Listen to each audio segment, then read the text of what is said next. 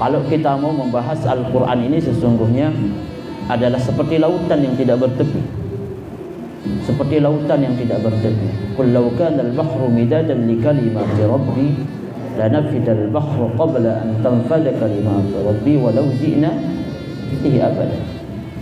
Jadi walaupun tinta lautan samudra ini untuk kita jadikan sebagai tinta kita untuk menulis tentang bagaimana sempurnanya rahasia-rahasia yang terkandung di dalam Al-Quran atau kitab suci itu, tidak akan pernah cukup untuk menjelaskan tentang rahasia yang tertanam atau yang ada di dalam Al-Quran. Walaupun seandainya akan didatangkan lagi dengan samudra yang sama, dengan lautan yang sama untuk kita jadikan tinta gitu. Makanya benarlah di dalam Al-Quran disebutkan wa ma utitum minal ilmi illa qalila. Bukan Al-Qurannya yang kurang, ya. Akan tetapi kemampuan akal, kemampuan intelijensi yang diberikan oleh Allah kepada manusia itu wa ma utitum minal ilmi illa qalila, sangat sedikit.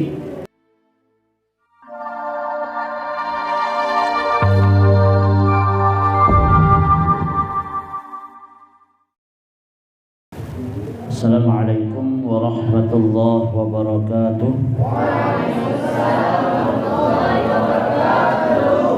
Saya ulangi sekali lagi ya, yang perempuan belum besar suaranya ini.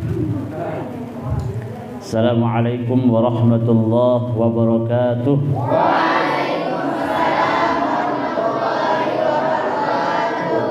Kalau sekarang yang laki-laki yang kalah, biasanya memang laki harus mengalah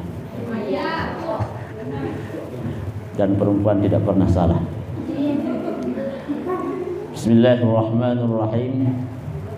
Alhamdulillahi rabbil alamin wal 'aqibatu lil muttaqin wala 'udwana illa 'alal zalimin.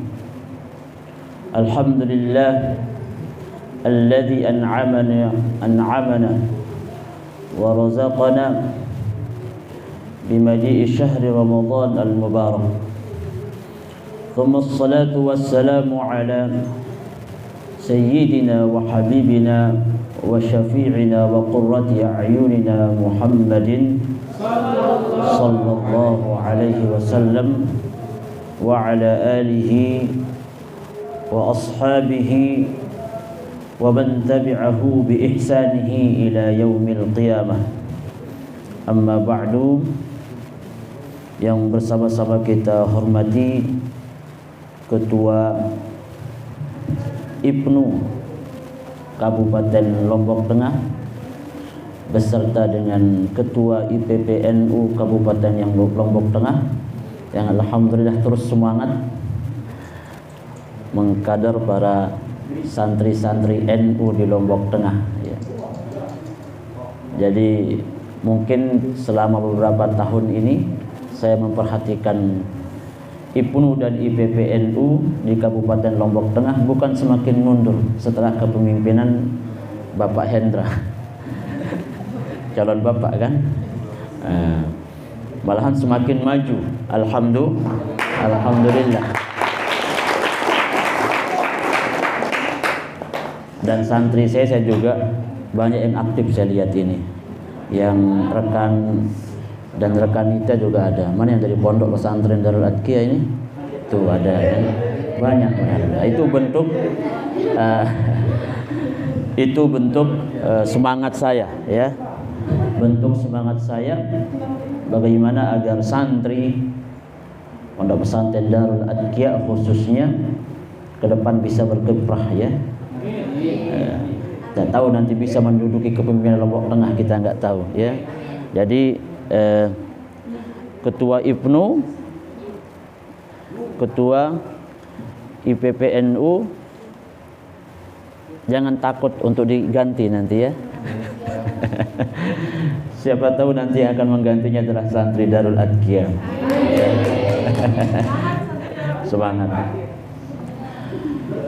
Yang bersama-sama kita hormati, yang saya cintai adalah para santri, santriwan, para rekan dan rekanita, para calon suami dan calon-calon istri ya. Mudah-mudahan Allah Subhanahu wa taala pada pagi hari ini memberikan kita kesehatan dan keafiatan, terus memberikan kita semangat untuk terus berkhidmah.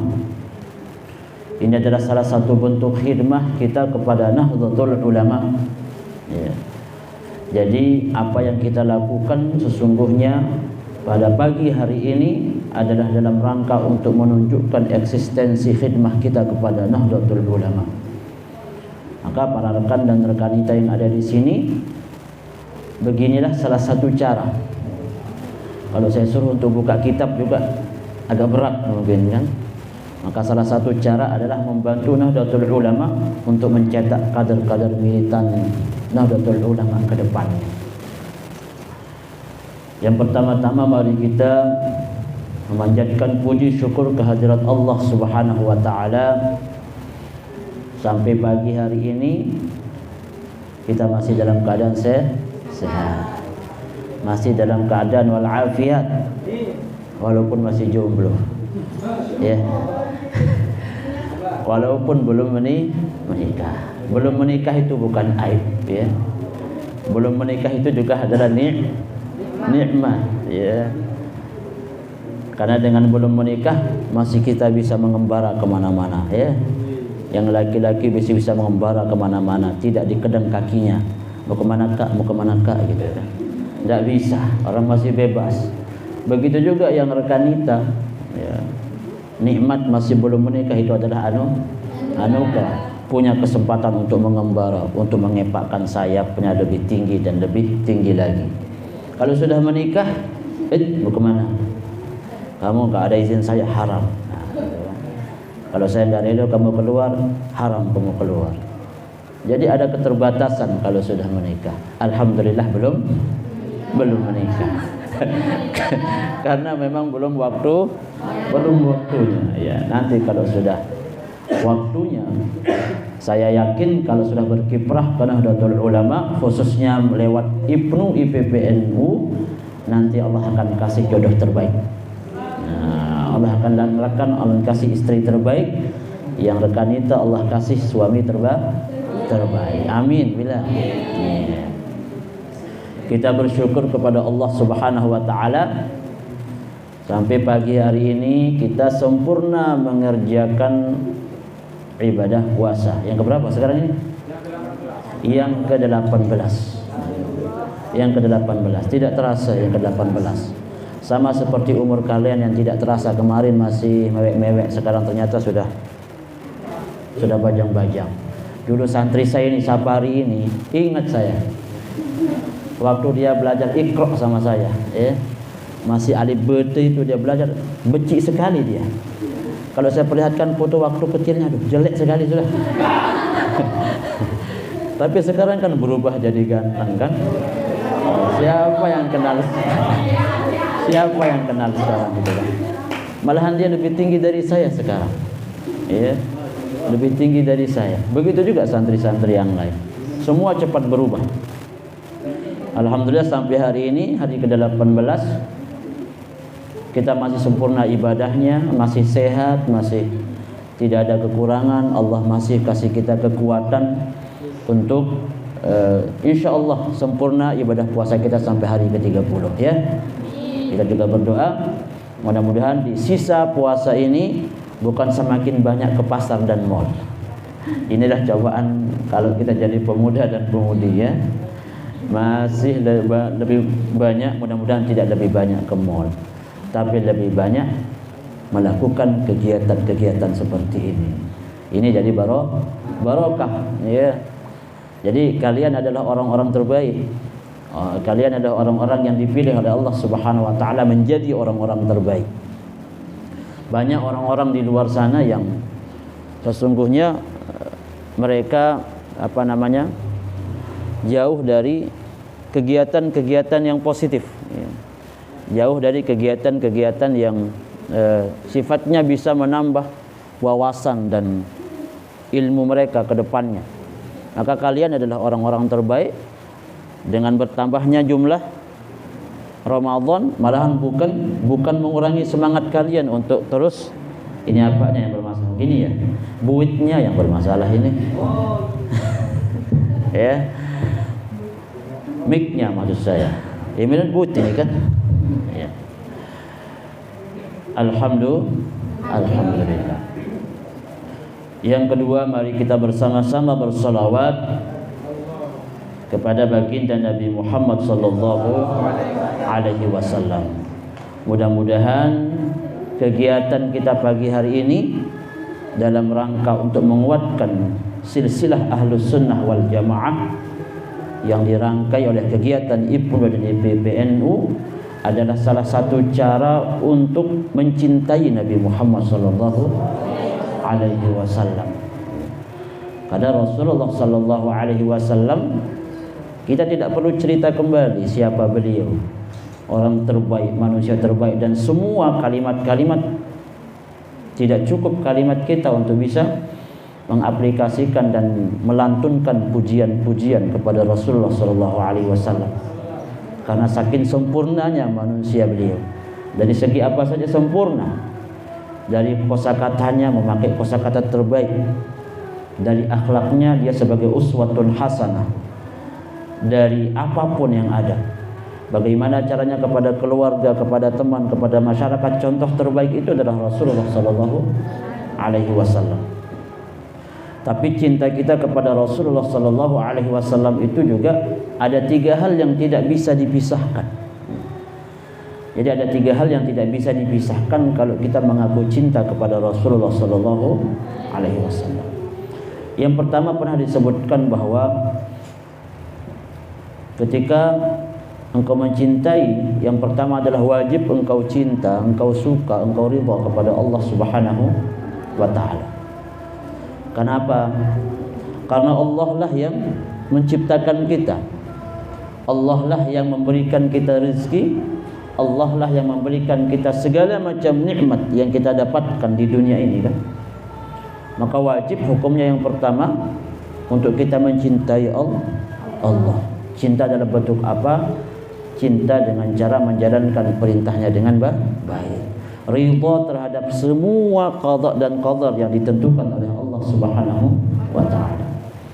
Itu yang pertama. Kemudian di dalam ayat yang lain disebutkan cinta yang kedua tidak bisa dipisahkan adalah engkau wajib cinta kepada Rasulullah sallallahu alaihi wasallam. Sampai-sampai di dalam salah satu hadis disebutkan la yu'minu ahadukum hatta akuna ahabba ilaih min abihi min waladihi wa walidihi wan nasi ajma'in. Tidak sempurna imanmu, tidak sempurna imanmu sampai aku lebih engkau cintai. Dalam arti apa? Ajarannya, kecintaannya, cara mengaplikasikan kehidupan kita di dalam keseharian, sampai aku lebih engkau cintai dibanding dirimu, anakmu, keluargamu, dan manusia siapapun itu.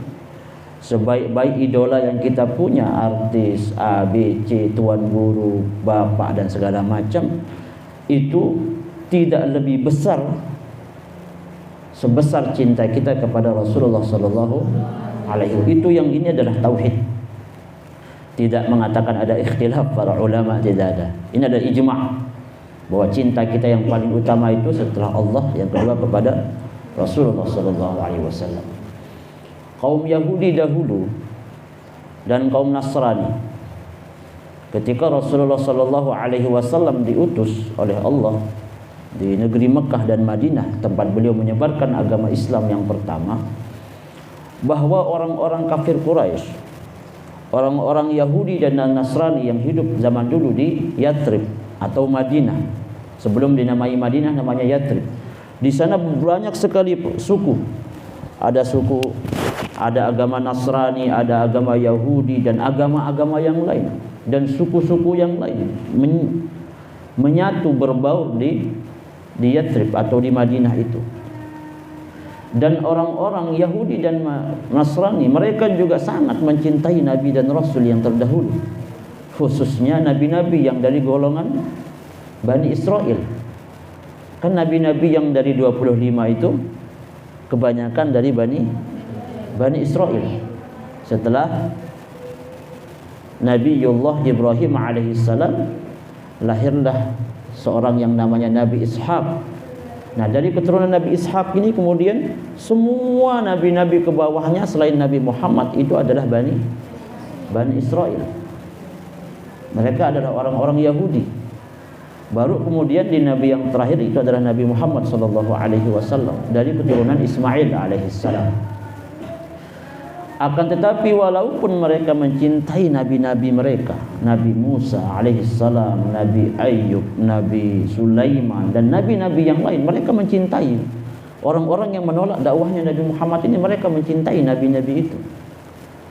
Akan tetapi kenapa kemudian mereka tidak diterima cinta mereka oleh Allah Subhanahu wa taala, padahal mereka mencintai nabi-nabi yang lebih banyak yang diutus sebelum-sebelumnya?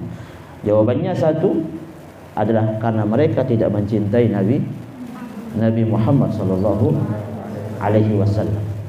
Qul in kuntum tuhibbunallah fattabi'uni yuhibbukumullah wa yaghfir. Kalian tahu ayatnya ya. Katakanlah, wahai Muhammad, kalau engkau mencintai, qul in kuntum, jikalau kalian itu mencintai Allah dan Rasulnya, fattabi'uni, maka ikutilah aku. Maknanya adalah maka cintailah aku.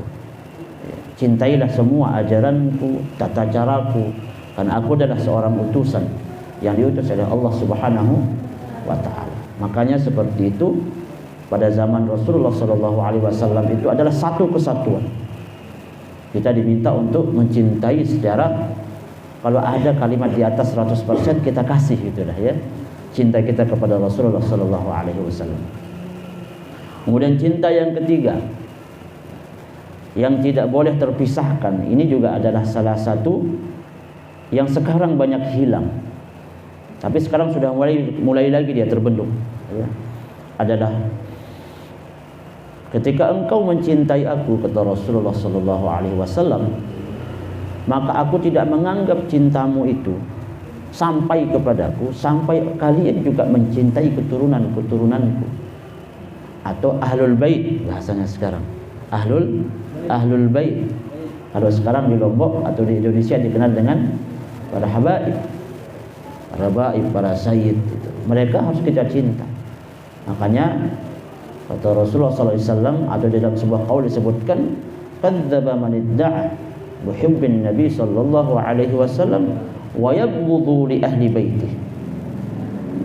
Berdusta orang-orang yang mengaku cinta kepadaku, kepada Nabi Muhammad sallallahu alaihi wasallam, kalau dia mengaku cinta akan tetapi kemudian dia benci kepada keturunan Rasulullah. Itu penting, ini itu kita ketahui.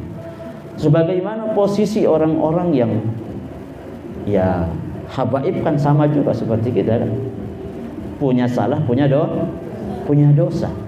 Malahan sebagian keturunan Nabi ada yang Syiah juga kan, malahan ada yang sebagai pentolan organisasi kan di Indonesia yang agak berseberangan dengan Nahdlatul Ulama.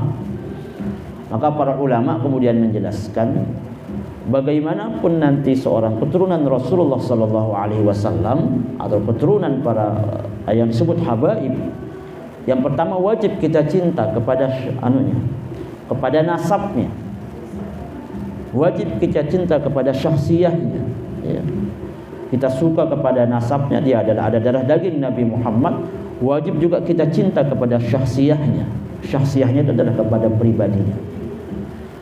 Akan tetapi kalau ada pemikiran-pemikiran atau ideologi yang tidak sesuai dengan Ahlus Sunnah wal Jamaah atau dengan harakah perjuangan Nahdlatul Ulama misalnya contohnya, maka jangan kita ikuti caranya. Tapi tidak mengikuti pemikiran itu bukan berarti kita tidak mencintainya.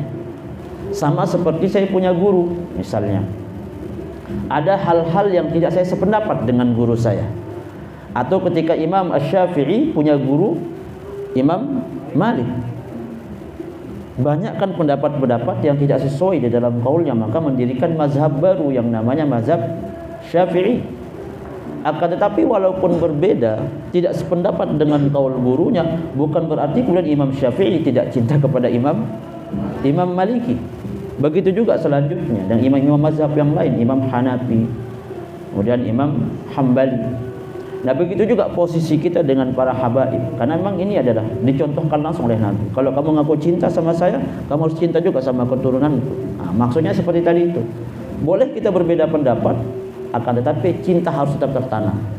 Cinta harus tetap tertanam kepada habaib. Kalau pendapatnya enggak sesuai dengan Ahlus Sunnah, atau anggaplah dia Syiah, atau pendapatnya misalnya dia bertentangan dengan NKRI, Pancasila, Undang-Undang Dasar, ya kita hormati dia, tapi tidak boleh mengikuti pemikiran dan pendapatnya. Jelas ya? Nah, rekan dan rekanita yang saya hormati, ini sekarang kita diminta untuk membahas apa itu judul tadi malam? Apa judulnya? Al-Quran sebagai ruh penggerak perjuangan. Nah, ini juga saya juga nggak tahu kenapa gitu judulnya, itu sepintas saja kemarin. Kemudian diminta untuk tentang masalah sejarah katanya beliau. Ya kita komparasikan saja gitu. Jadi kalau kita mau membahas Al-Quran ini sesungguhnya adalah seperti lautan yang tidak bertepi. Seperti lautan yang tidak bertepi. Qul law kana al-bahru midadan li kalimati rabbi lanafidal bahru qabla an tanfada kalimatu rabbi walau ji'na bihi abada. Jadi walaupun tinta lautan samudra ini untuk kita jadikan sebagai tinta kita untuk menulis tentang bagaimana sempurnanya rahasia-rahasia yang terkandung di dalam Al-Quran atau kitab suci itu, tidak akan pernah cukup untuk menjelaskan tentang rahasia yang tertanam atau yang ada di dalam Al-Quran. Walaupun seandainya akan didatangkan lagi dengan samudra yang sama, dengan lautan yang sama untuk kita jadikan tinta. Makanya benarlah di dalam Al-Quran disebutkan wa ma utitum minal ilmi illa qalila. Bukan Al-Qurannya yang kurang, ya. Akan tetapi kemampuan akal, kemampuan intelijensi yang diberikan oleh Allah kepada manusia itu, wa ma utitum minal ilmi illa qalila, sangat sedikit. Jadi ketika kita tidak mampu menjelaskan Al-Quran, bukan atau kita menganggap bahwa Al-Quran itu dia, kenapa kok salah ya Al-Quran itu? Kenapa kok konteksnya seharusnya seperti ini menurut saya? Atau kok Al-Quran ini dia bertolak belakang dengan kejadian ini, atau dengan fenomena A, atau dengan fenomena B? Maka harus dibalik jawabannya. Jawabannya adalah ya bukan Al-Qurannya yang salah, ya. Al-Quran tidak pernah salah, seperti perempuan yang tidak pernah salah. Katanya, ya, katanya, ya. Itu biasanya kalau sudah menikah, tapi, ya. Dulu waktu, enggak tahu Hajah Nafsul Mutmainah istri saya ada di sana itu, kan. Itu waktu sebelum menikah itu, nggih, katanya gitu ya. Bagus sebelum menikah itu, tak. Tapi kalau sudah menikah, apa gitu. Ini beran keras suara. Tapi itulah perempuan, ya. Perempuan memang harus dilindungi dia, ya. Perempuan harus dilindungi. Makanya dia tercipta dari seorang rusuknya laki-laki. Jadi nanti pesan bagi seorang rekan atau yang laki-laki di sini, buatlah perempuan itu selalu berada di dekapanmu. Ya, kok larinya ke sana, ya. Tidak apa-apa, karena kalian nanti mau menikah, ya. Buatlah perempuan itu selalu sebagai tempat untuk engkau lindungi, bukan sebagai alat. Bukan sebagai alat. Perempuan bukan sebagai alat. Alat untuk memasak, alat untuk mencuci, alat untuk buat anak, alat untuk apa lagi? Sebagai kendaraan, alat semua al-inwan. Jangan dibuat sebagai alat. Perempuan itu untuk didekap, untuk dilindungi. Nah, kalau seperti itu nanti insya Allah mau jadi poligami. Ini contoh, ya. Kemudian tentu ketika kita berbicara agar kita menganggap bahwa Al-Quran ini sebagai ruh, sebagai penyemangat perjuangan kita, tentu yang akan menjadi acuan kita itu adalah bagaimana orang-orang besar terdahulu. Bagaimana orang-orang besar terdahulu? Biasanya kan sesuatu itu kalau kita mau percaya maka harus ada bukti dong. Maka kita akan membuktikan sejauh mana Al-Quran itu mampu menjadikan orang-orang itu sebagai ruh perjuangannya, sebagai ruh penggeraknya, ya. Maka yang paling utama dan yang pertama adalah tentunya adalah kita akan berbicara pada sisi Rasulullah Sallallahu Alaihi Wasallam, karena ketika beliau berdakwah ke kafir Quraisy pada saat itu adalah ketika Siti Aisyah ditanya oleh para sahabat bagaimana akhlaknya Rasulullah Sallallahu Alaihi Wasallam, karena khuluquhul Quran, katanya. Rasulullah dulu akhlaknya dia seperti Al-Quran itu sudah. Berarti Rasulullah Sallallahu Alaihi Wasallam menjadikan Al-Quran itu jadinya sebagai penggerak, sebagai ruh perjuangan beliau untuk menyempurnakan agama Islam. Dan Al-Quran itulah yang membuat Rasulullah Sallallahu Alaihi Wasallam tidak patah arang, semangatnya terus bertambah, semangatnya terus bertambah. Karena apa? Karena rahasia dan keajaiban yang ada di dalam Al-Quran itu kan. Jadi harus dijadikan pola yang paling utama atau pilihan yang paling utama yang namanya Al-Quran. Dan yakinlah bahwa ketika Al-Quran itu, ya, ketika Al-Quran itu tersanding dengan apapun, ketika tersanding dengan apapun Al-Quran itu, maka pasti sesuatu itu akan jadi mulia. Ini sekarang ada, misalnya ada tembok ini, ya, ini tembok sudah, ini tembok masjid ini. Ini kan nggak ada apa-apa ini, berani aja saya gini-giniin, atau di sini kan, atau di belakang saya ini. Saya belakangnya gini bisa, atau saya gini-giniin juga bisa. Coba taruh Al-Quran di belakangnya, taruh suratul Fatihah di belakang sini. Berani nggak saya belakangin gini? Hah? Nggak berani. Atau berani nggak saya? Tak berani. Kenapa nggak berani? Karena ada contoh sederhananya seperti itu. Apapun itu, ketika dia berkaitan dengan Al-Quran, pasti sesuatu akan jadi terhormat.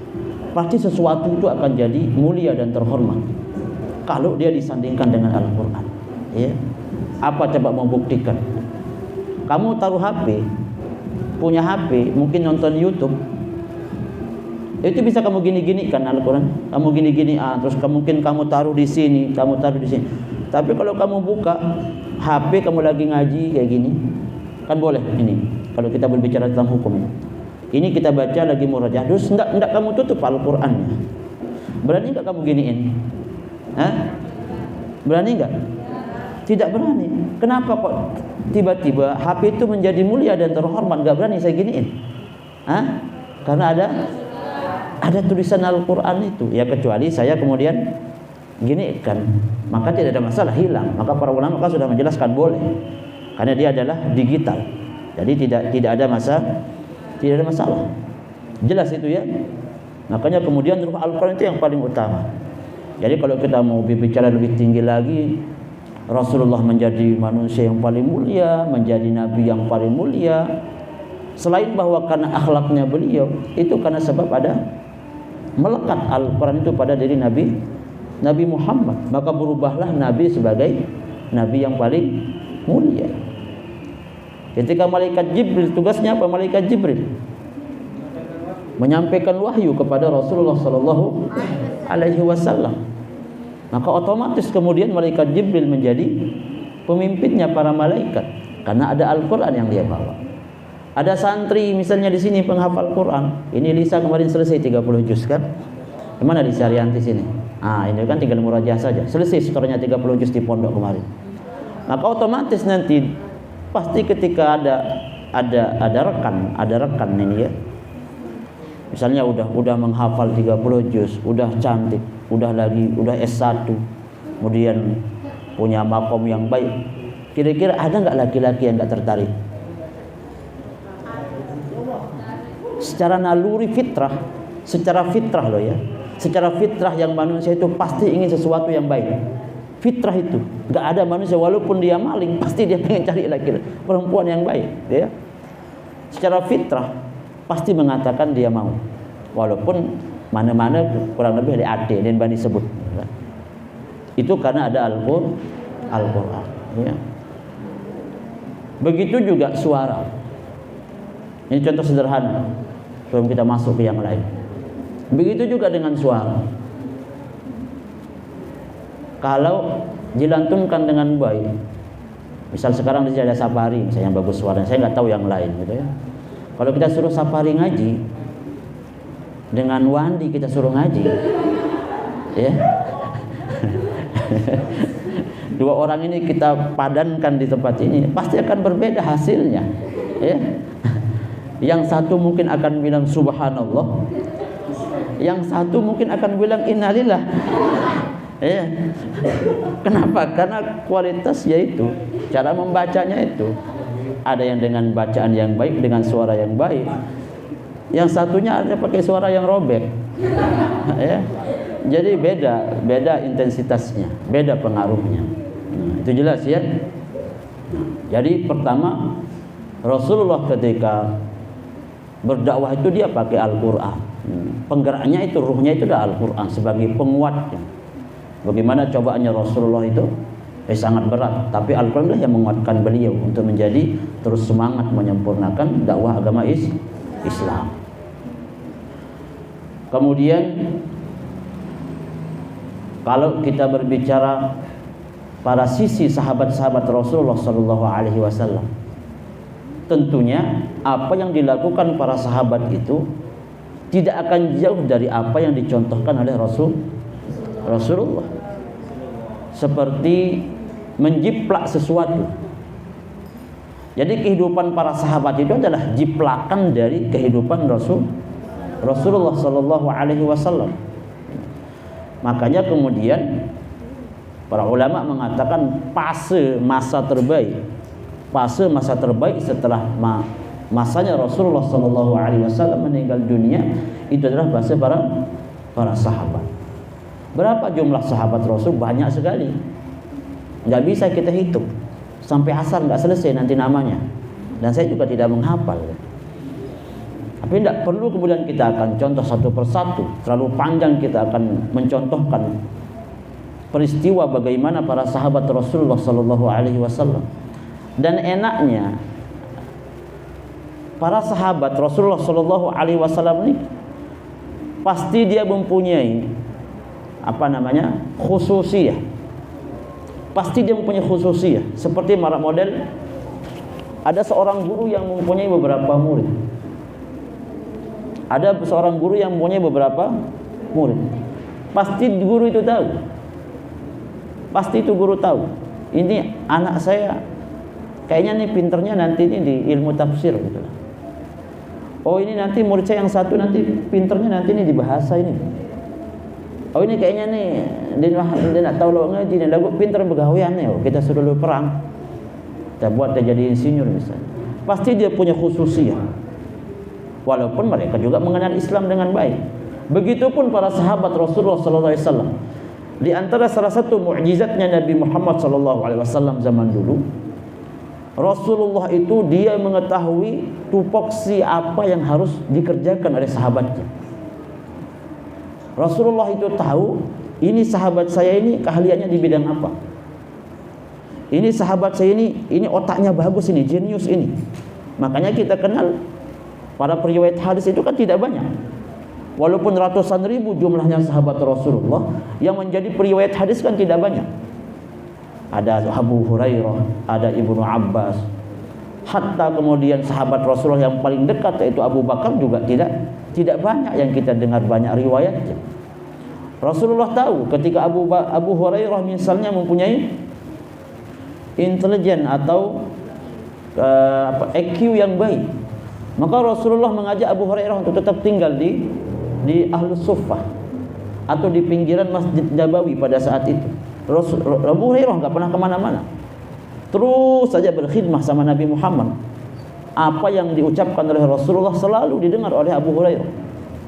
Maka wajar kemudian Abu Hurairah sebagai perawi hadis yang paling banyak. Karena apa? Rasulullah melihat pada diri Abu Hurairah, dia mempunyai kecerdasan yang di atas rata-rata. Bagaimana coba? Menghafal hadis sampai ratusan ribu, bagaimana itu? Kalau nggak punya kecerdasan. Kalau kita kan paling menghafal sebentar nanti lupa, ya. kalau nggak diulang-ulang. Maka itu intelijensi Rasulullah. Maka kemudian di antara salah satu yang ini kan masalah pemuda, kalian kan masih muda, masih remaja. Tentunya saya tidak akan mencontohkan Abu Hurairah, dia sudah tua. Saya tidak akan mencontohkan bagaimana dengan Abu Bakar dan Umar bin Al-Khattab, karena mereka masuk Islam setelah mereka berumur agak-agak sama dengan Rasulullah sallallahu alaihi wasallam. Tentunya kita akan mencontohkan bagaimana ruh perjuangan seorang pemuda pada diri sahabat Rasulullah sallallahu alaihi wasallam. Saya tertarik dengan salah satu sahabat ya, yang bernama Mus'ab bin Umair namanya. Salah satu sahabat Rasulullah yang bernama Mus'ab bin Umair. Jadi sahabat yang namanya Mus'ab bin Umair ini adalah anak orang kaya. Anak orang kaya ini Mus'ab bin Umair. Bahasanya sekarang adalah anak konglomerat. Sampai-sampai para sahabat mengatakan apa? Lam ara rajulun lam ara mithlahu ka'annahu min rijalil jannah. Rajulun lam ara mithlahu ka'annahu min rijalil jannah. Ini Mus'ab bin Umair ini, kata sahabat, ini kayak orang yang tidak pernah saya lihat orang seperti dia ini. Ini seperti kayak orang-orang ahli surga, kayak orang-orang pemuda-pemuda yang ahli surga katanya. Maksudnya apa? Mus'ab bin Umair ini bergelimang harta. Ketika beliau berada di Mekah adalah pokok intinya dia anak mama sudah gitu dah. Anak mama. Kalau anak mama itu gimana coba? Manjanya bukan main gitu dah ya. Manja. Pakai pakaian yang terbaik. Jadi kalau sampai diistilahkan tadi, disifatkan seperti ini seperti orang surga, saking sempurnanya bajunya itu. Sampai ibunya disebutkan di dalam riwayat itu bahwa apapun yang diikat oleh Mus'ab bin Umair ini, masya Allah, dikasih sama ibunya sebelum dia masuk Islam. Ini si Mus'ab yang remaja ini. Sampai nanti akan terjadi kisah yang sangat heroik tentang Mus'ab bin Umair ini. Sampai hari ini masih diingat perjuangannya. Baru kemudian dia tertarik dengan agama Islam, tertarik dengan Rasulullah sallallahu alaihi wasallam dakwahnya, dan kemudian secara diam-diam mengucapkan kalimat syahadat, asyhadu an la ilaha illallah wa asyhadu. Ini kemudian ribut, kabilahnya Mus'ab bin Umair ini ribut. Biru bahasanya. Sampai kemudian yang orang tua Mus'ab bin Umair ini memanjakan seorang Mus'ab. Tapi setelah dia masuk Islam, kalau zaman sekarang kan gak mudah itu. Dikasih ada pesawat, ada mercy, ada mobil, ada jabatan. Kemudian ayo pindah ke agama Islam, kemudian kamu jadi pengemis. Berat sekali itu kan. Setelah itu semua memusuhi. Sampai orang tuanya Umair pun memusuhi anaknya sendiri setelah dia masuk Islam. Akan tetapi semangat mudanya Mus'ab bin Umair ketika mendengarkan bacaan-bacaan Al-Quran sebagai ruhnya, sebagai penggerak perjuangannya. Ya sudah, walaupun saya kemarin baju saya itu paling bagus, walaupun sandal saya paling bagus itu, tapi penggerak perjuangannya Mus'ab bin Umair itu adalah ketika beliau mendengarkan Al-Quran. Sampai-sampai setelah dia masuk Islam, istri saya yang cantik datang itu ya. Kenapa datang ke sini itu? Nanti kita nggak fokus jadinya ceramah ini.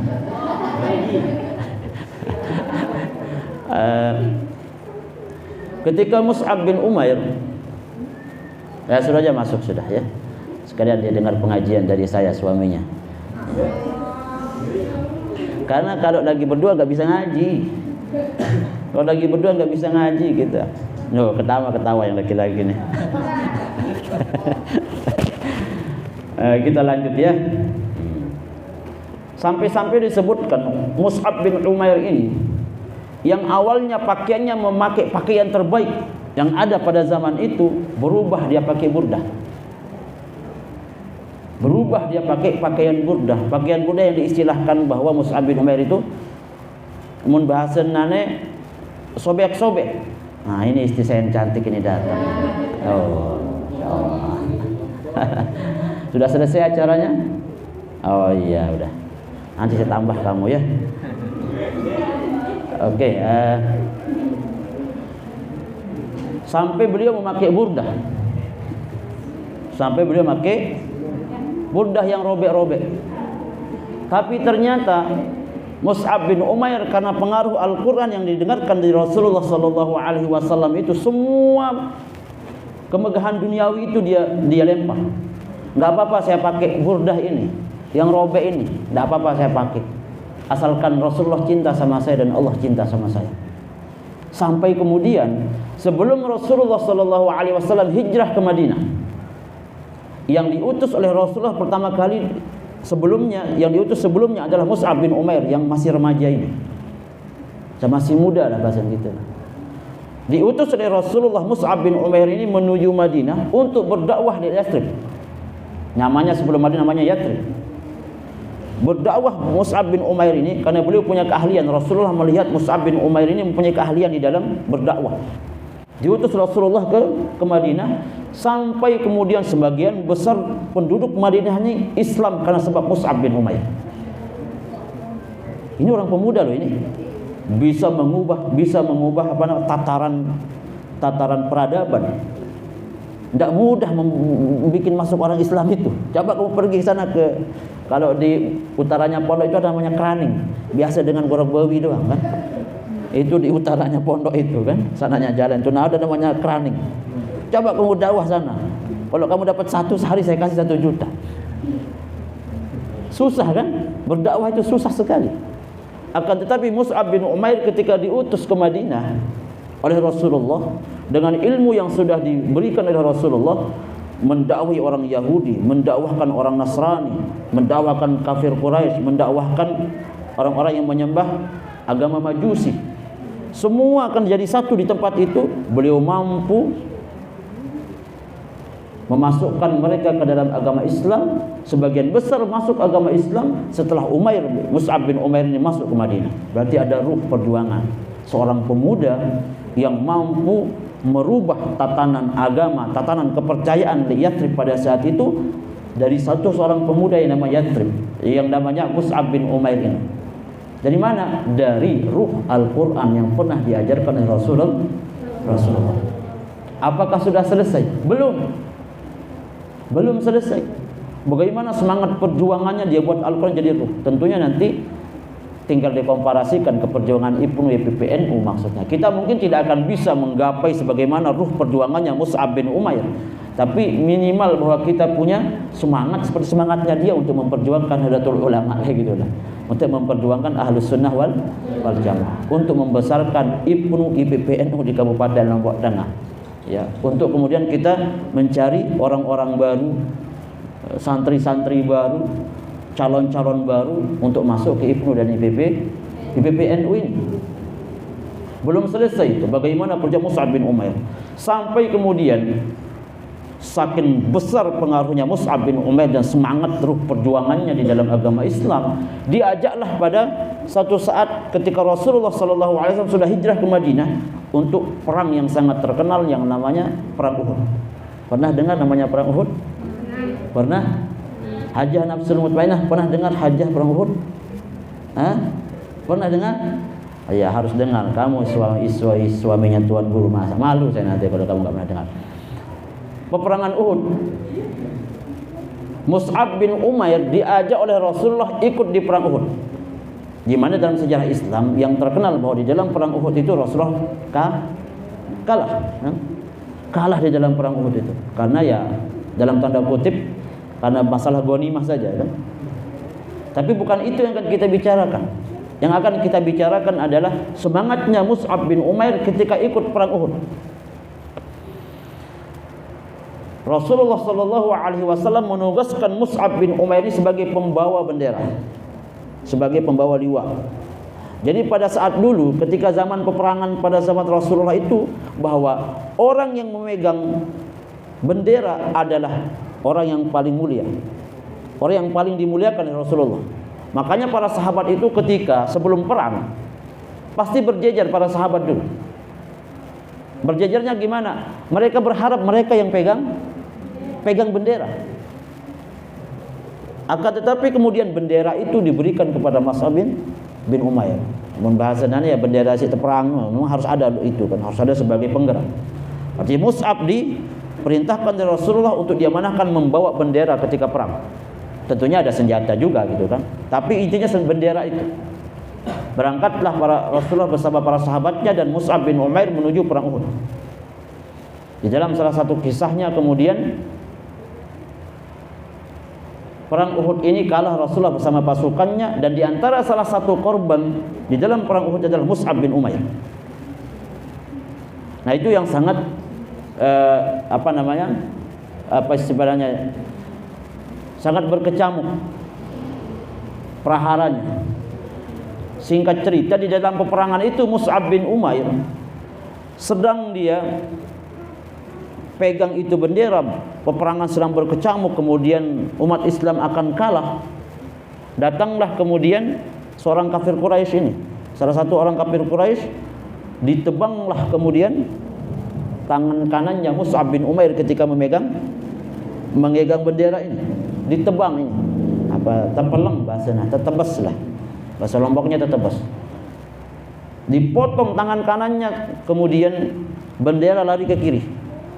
Kemudian Mus'ab bin Umair mengatakan, "Wa ma Muhammadun illa rasul qad khalat min qablihi rusul." Ketika dipotong tangan kanannya, "Wa ma Muhammadun illa rasul qad khalat min qablihi rusul." Berteriak Mus'ab bin Umair. Bendera tidak boleh jatuh, karena ketika jatuh bendera itu tanda kekalahan. Makanya dipegang oleh tangan kanannya, karena sudah terdesak umat Islam pada saat itu. Dipegang tangan kanannya, langsung dipindahkan ke tangan kirinya sambil mengucapkan, "Wa ma Muhammadun illa rasul qad khalat min qablihi rusul." Dan tiadalah Muhammad itu kecuali hanyalah rasul utusan Allah, wa ma qad khalat min qablihi rusul, di mana sebelum-sebelumnya juga pernah diutus para nabi dan rasul. Belum selesai. Setelah itu dia tahu dipegang oleh tangan kiri, ditebas lagi tangan kirinya. Sampai dia bilang, hanya itu ucapannya Mus'ab bin Umair. Wa ma Muhammadun illa rasul qad khalat min qablihi rusul. Itu aja ucapannya. Sampai kemudian Mus'ab bin Umair ini sudah tidak berdaya dan syahid beliau di dalam perang Uhud, dan bendera diserahkan ke Ali bin Abi Thalib. Pada saat itu. Makanya kemudian disindirlah yang namanya Mus'ab bin Umair ini dalam Al-Qur'an oleh Rasulullah sallallahu alaihi wasallam dalam suratul Ahzab. Minal mu'minina rijalun sadaqu ma 'ahadullah 'alaihi faminhum man qadha nahbahu wa minhum man yantazir wa ma baddalu tabdila, katanya dalam suratul Ahzab. Ini ayat tentang Mus'ab bin Umair. Beliau mengkisahkan tentang bagaimana perjuangan, keteguhan hati dan gerakan Mus'ab bin Umair saat itu masih muda, tapi semangatnya mengalahkan orang-orang tua di dalam berjuang. Minal mu'minina rijalun sadaqu ma 'ahadullah 'alaihi. Di antara orang-orang mukmin, orang-orang yang beriman, ada orang-orang, maksudnya Mus'ab bin Umair ini, ahadullah, sadaqu ma 'ahadullah. Mereka benar, mereka menyampaikan janji mereka, ma 'ahadullah 'alaihi, apa yang sudah mereka janjikan kepada Allah Subhanahu wa taala. Dalam bentuk apa? Mereka berjihad fi sabilillah. Ad-difa' 'anil Islam, mereka membela agama Islam, mereka membela agamanya Allah sampai syahid. Faminhum man qadha nahbahu, di antara mereka ada yang gugur syahid di dalam peperangan. Faminhum may yantazir, di antara mereka juga ada yang masih menunggu, menginginkan ada peperangan selanjutnya untuk ikut berjihad, menolong dan membela agamanya Allah, dan mereka bisa mati syahid nanti seperti mati syahidnya Mus'ab bin Umair. Wa ma baddalu tabdila, dan mereka tidak pernah mengganti perjanjian mereka dengan Allah Subhanahu wa taala. Para sahabat itu mereka berdoa, semuanya berdoa, ya Allah, matikan aku di dalam sedang berjihad fi sabilillah. Makanya para sahabat itu kalau ditajak perang zaman dulu semangat. Kalau kita bejulu menanti. Kalau saya ajak sekarang orang perang kira-kira gimana? Bejulu pada kemudian. Takut mati kan? Takut mati. Tapi para sahabat dulu beda. Mereka sedih malahan ketika tidak diajak untuk berperang. Jadi kalau kita kaitkan dengan hari ini, seharusnya sedih kalau nggak ikut IPNU PPNU. Maksudnya semangatnya, ya. Sedih kalau nggak ikut di Nahdlatul Ulama gitu dah. Ya. Jadi ada orang-orang yang memang terkadang ya wallahu a'lam, saya tidak butuh A, saya tidak butuh B, saya hanya butuh Allah katanya kan. Ada zaman Nabi ada organisasi katanya kan. Ada zaman Nabi ada IPNU. Enggak ada, apalagi mencari IPNU. Di zaman Nabi enggak ada IPNU, enggak ada apa segala macam. Ya itulah. Mereka tidak paham yang namanya alat perjuangan. Jadi wadah perjuangan itu yang kita buat. Jadi segala sesuatu yang tujuan baik, segala sesuatu yang baik yang tujuannya untuk kebaikan, maka itu boleh dilakukan, malahan wajib. Maka wadah Nahdlatul Ulama ini adalah satu itu. Memang tidak ada perintah kita mengatakan ayo dirikan Nahdlatul Ulama, tidak ada hadisnya itu. Enggak ada. Tapi bisa jadi menjadi wajib. Kapan dia menjadi wajib? Ketika misalnya sekarang terjadi perubahan ideologi, ketika perubahan peperangan ideologi dan pemahaman, kita tidak tahu mana teri mana emas, dua-duanya kuning gitu kan, tidak tahu gitu. Maka kemudian dibutuhkan wadah perjuangan itu. Maka wadah itu namanya Nahdlatul Ulama itu. Kalau enggak seperti itu, nanti semua bisa mengaku nanti mengatakan bahwa saya yang benar, ya. Semua mengaku bahwa dia dicintai oleh Laila katanya. Akan tetapi Laila belum tentu cinta sama mereka. Kayak gitu kan Laila Majnun itu. Semua ngaku dia benengan-tengat si Laila doang. Sangat aku temilik si Laila ini doang. Baru terkilat doang sekedar aku temilik jaga si Laila. Selalu ngaku. Sampai-sampai dengan Tegal Bali doang ngaku cinta jok Laila. Tapi Laila yang tahu. Belum tentu Laila beda. Ya kayak ginilah. Jadi Nahdlatul Ulama ini salah satu ruh perjuangannya seperti itu. Jangan sampai kemudian kendor. Nah, apa yang dijadikan ruh perjuangan kalian? Salah satunya adalah Al-Qur'an. Ingat perjuangannya Nabi Muhammad dulu ketika berdakwah.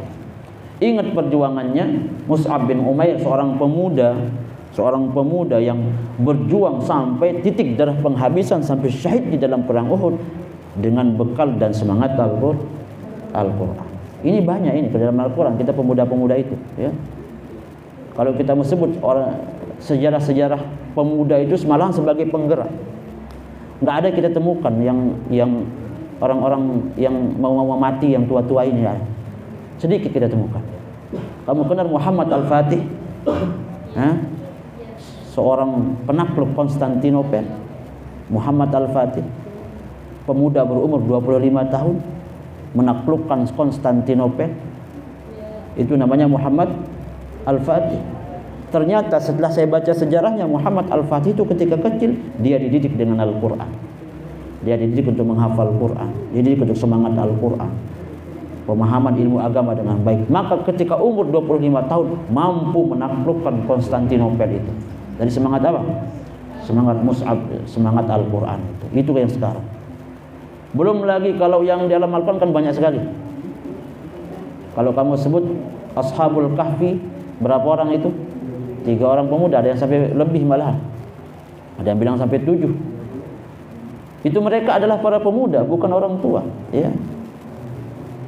Mereka adalah para pemuda, bukan orang tua.